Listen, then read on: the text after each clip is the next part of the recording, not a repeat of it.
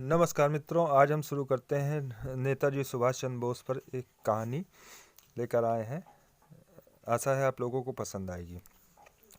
एक समय उड़ीसा के में कटक के उड़िया बाजार में एक गंदी बस्ती में हैजे की बीमारी फैल गई।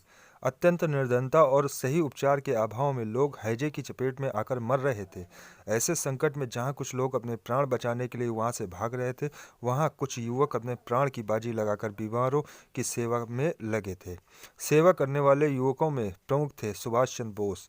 वे रोज उड़िया बाजार में जाकर दवाइयाँ देते, सेवा करते और रोगियों को अपनी मधुर वाणी से हिम्मत बनाते। इसी बस्ती में हैदर खां नामक एक गुंडा रहता था, जिसे सुभाष का सेवा कार्य बिल्कुल नहीं भाता था। उस गुंडे ने बस्ती के लोगों को भड़काया कि यह युवक तुम्हारा धन भ्रष्ट करने के लिए सेवा के बहाने यहाँ आता है। क्योंकि यह बस्ती मुसलमानों की थी, अतः वे लोग उस गुंडे के बहकावे में आ गए।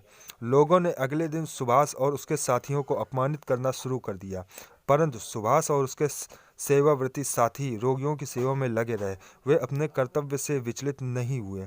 लोगों द्वारा अपमानित किए जाने पर भी सुभाष अपने कार्य में पूरी तन्मयता से लगे रहे।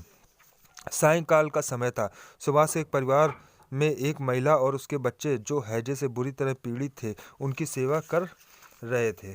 वे दवाइयाँ देकर रोगियों को बीमारी से जूझने की हिम्मत दे रहे थे। इतने में हैदर खां अपने गुंडे साथियों को साथ लेकर सुभाष को ढूंढता हुआ वहां आ धमका।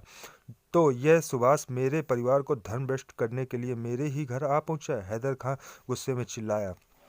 सुभाष उस महिला और बच्चे की सेवा में लगे रहे।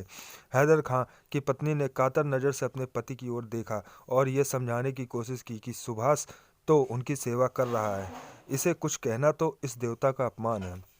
निष्काम सेवा का यह दृश्य देखकर हैदर खां को समझ आ गया कि उसने सुभाष और उसके साथियों के साथ अच्छा सलूक नहीं किया। वह सच्चे मन से पश्चाताप करने लगा। उसने दोनों हाथ जोड़कर सुभाष से क्षमा मांगी। सुभाष भी हैदर खां के पश्चाताप पर मुस्कुरा दिए और दूसरे घर की ओर चल पड़े।